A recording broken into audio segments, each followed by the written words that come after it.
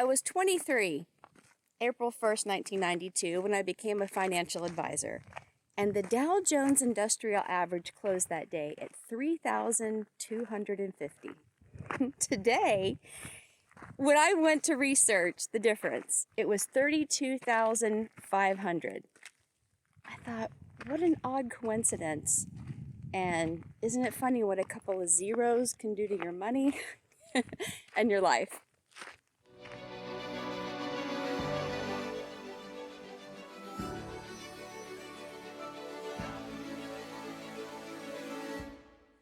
The Dow has exploded up 1,000% in my 3-decade career. Interest rates have been up, they've come back down, they've gone back up again.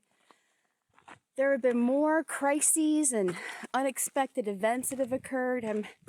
I'm sure I have forgotten more than I'll ever remember, but I do remember some stories. Come along with me while I hike in the mountains near my neighborhood in Arizona.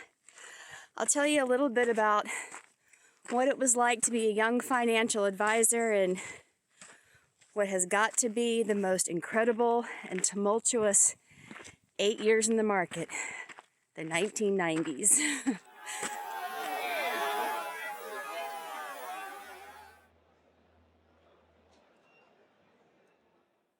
I looked it up, and the Dow closed up every year on April 1st from 1992 to 2000. And I wrote it down. It was just a straight ride up. 3,250, 3,450, 3,600, 4,200, 5,600, 6,600, 8,850, 9,800, and then on April 1st of 2000, it closed at 11,200, rounded figures. But still, that's pretty impressive. The problem is the Dow wasn't the story of the 1990s, was it? No, it was the NASDAQ. It was the dot-com era, irrational exuberance, Y2K, and even the Great Bond Massacre. These major events at such a young age shaped me for who I am as an investor today and certainly as a financial advisor. I'll tell you what it looked like.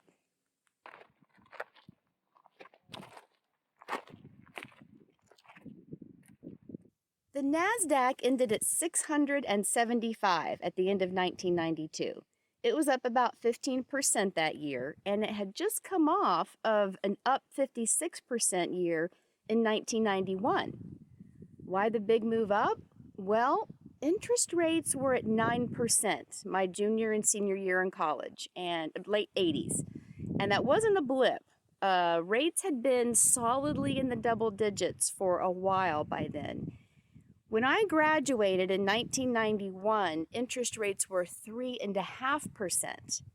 We were in a recession, and the Fed was lowering rates to try and stoke the economy. And, boy, if you were a retiree back then, going from 9% in interest rates to 3% so quickly was a shocker. Oh, this is the worst one I ever had, son. Oh, it's the worst one. This is a big one. I'm dying. And that huge rate decline was just fuel for the party in stocks. Rates come down, investors start looking for the yield that they're used to. Can't find it at the banks? Let's try the stock market. There's your fuel. The NASDAQ was up about another 15% in 1993. 94 was a very volatile year, but it did end up about 3%.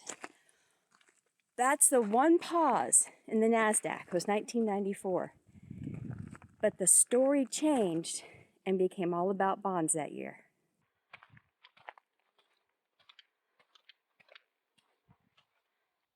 Ooh, this is where things are going to start to get fun. Here we go. Before I start the hard part up and lose all of my breath, I'll tell you what happens in 1994. So the economy was finally starting to surge, and stock market was up, inflation was under control, but inflation was starting to be anticipated. And what happened next was a self-fulfilling prophecy of bond selling. Because when interest rates when inflation is anticipated, the next worry is that interest rates will go up to help combat the inflation. And when interest rates go up, bond prices come down, hence the selling in bonds. Now that action in and of itself of bonds selling off is not that surprising. Markets react to future concerns all the time. But what happened is that the Fed chairman at the time, the person who determines interest rates, was concerned that if the bond market was afraid of inflation, maybe inflation will actually happen. And without announcement or much fanfare, in February of 1994, he raised rates 1/4 point. That was a surprise. Markets don't like surprises. Then in the spring of 94, he raised rates another 1/4 point between meetings, mind you. Well, now that was concerning. More bond selling. Everyone was watching Fed Chairman Greenspan like a hawk back then because he did not give a lot of indication or signaling about what his next move might be. There was speculation everywhere, and rates went up from about 3% to 6% that year. That was a quick and unexpected doubling of interest rates and a quick and unexpected fall in bond prices. If you weren't a retiree back then, it probably wasn't as big a deal to you personally. But the bond market lost as much that year as the stock market crash of October '87. It's not as sensational a story because it didn't happen all in one day, but still, about the same market value was lost. And it was shocking to bond investors who are traditionally conservative and had never seen any kind of bond loss like that in their lifetime. 1994 was coined the Great Bond Massacre, and all the events that year and the years leading up to it set the stage for which the characters of the dot-com years entered. Hey, Dan, ready for the game? I'm just finishing up here with my new kayaking friends. Kayaking friends on your computer? Yeah, I just got America Online. Oh, all right, we're about to get to the really fun part. Bonds had just proven to be as volatile as stocks. And looky over there at the dot-com companies. Boy, money was being made everywhere, and it was being discussed everywhere.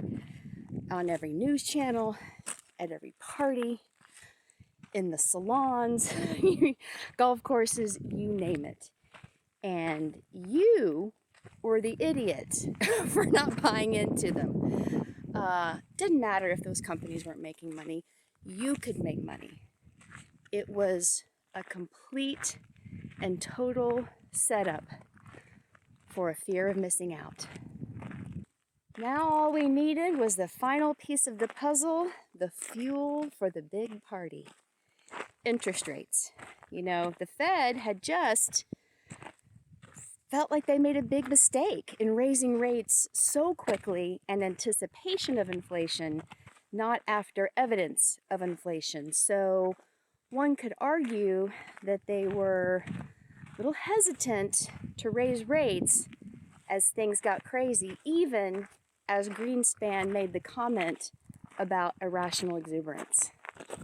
Okay, I'm about to make the summit climb, and I figured right here is about the right time to tell you that in 1995, the NASDAQ ended at 1,052. Okay, 1996, 1290. 1997, the NASDAQ ended at 1570. Whew.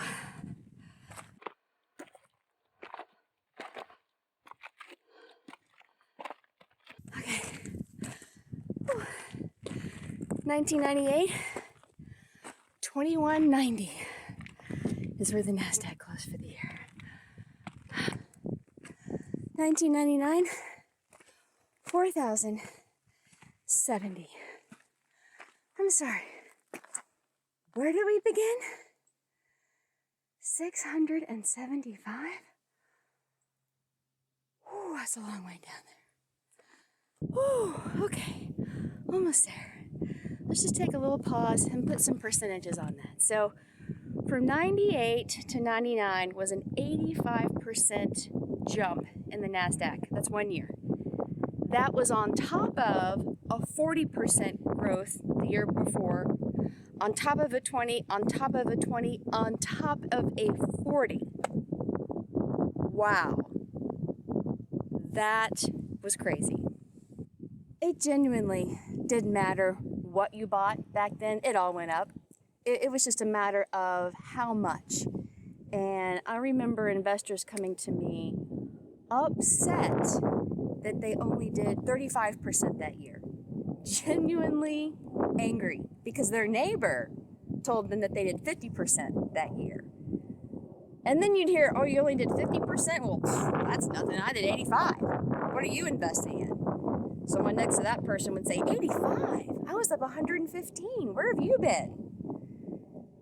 It was nuts. Trying to get people to diversify back then was a challenge, to say the least. And, you know, they said a monkey could just throw a dart at the Wall Street Journal and make money. Well, at the time, I was in Fort Worth, Texas, and we had something much better than a monkey. We had Rusty the stock-picking steer. No joke. We had a steer in a pen with a grid on the ground and numbers, and each number represented a local company and their stock, and he would pick the stocks. Well, in 1997, the first time he did this, Rusty the stock-picking steer returned 66% versus the poor expert that only made 22% that year. Y'all, this is what the market was like in the 1990s. All right, we actually still have a little bit more to go. So let's see. The NASDAQ was up 580% in 8 years. And, you know, a lot of us remember that Alan Greenspan called the stock market at the time irrational exuberance, but we forget when he said it. He said that in 1996 when the NASDAQ was at 1290. So it actually went up another 160% for 4 more years after he tried to warn investors about the risks. So if the Fed chairman at the time was having difficulties warning investors about the risks in the market, imagine my challenge as a young financial advisor. All right, this is it. Welcome to the summit.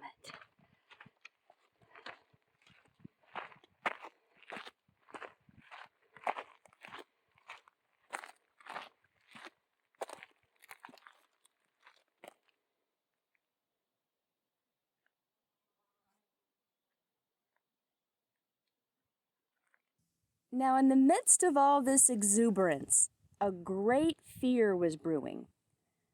Y2K, the year 2000 bug. And if you weren't around for Y2K, don't remember it, I can hardly express to you the increasing hysteria every year as we closed in on the new millennium. And I'll tell you what happened is back in the 1960s, computer programming code was expensive. And to save room, they only put 2 spaces for the date. So 70 instead of 1970, for example. And as we closed in on the year 2000, the concern was the computers wouldn't know that it was 2000 they would flip back to 1900 and all sorts of havoc would be released upon the world. Planes would fall out of the sky. Nuclear missiles would launch. Bank accounts would be wiped out. Stock market, definitely crashing. Prison gates would swing open. Hospitals would shut down. And there would be riots.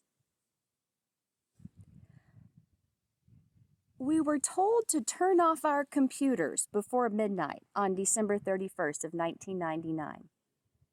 We were told to stock up on food, water, batteries. Y'all, my father-in-law's boss bought him a chemical toilet for Christmas that year. You know, just in case. Everyone filled up their gas tanks, and the Federal Reserve printed an extra $70 billion in paper money in case there was a run on the banks, and a lot of people did get cash. Something I found out when I was researching some things that I might not remember. I didn't know this or remember that at the time, President Clinton had appointed someone to oversee all of Y2K and make sure America was ready. And he coined him the Y2K czar.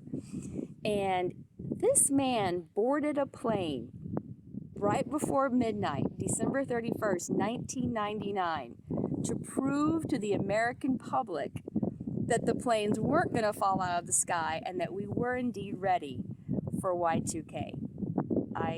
I didn't remember that. Listen, the only thing I remember is that I was so upset that I couldn't party like Prince told me I was going to in 1999 because I had to be at work the next morning on New Year's Day, 2000, to answer any calls. Remember back then you had to be in your office to see your computer and get to your phone. So I had to be there in person to answer calls so that when people wanted to know if their brokerage accounts were still there and their bank accounts were still there, I could tell them that all was well. To say that January 1st, 2000 was anticlimactic for so many people is an understatement. But we survived the Y2K hysteria, and in March of 2000, the NASDAQ ended at an all-time high of 5,000. And I think this is a great place to pause right here at the top, because the next 8 years in the market, no one saw coming. Join us on the next video when I talk about the first 8 years of the new millennium in the markets. See you there. Welcome to the Rhino Investor Educational Series. Like and subscribe to charge along with us.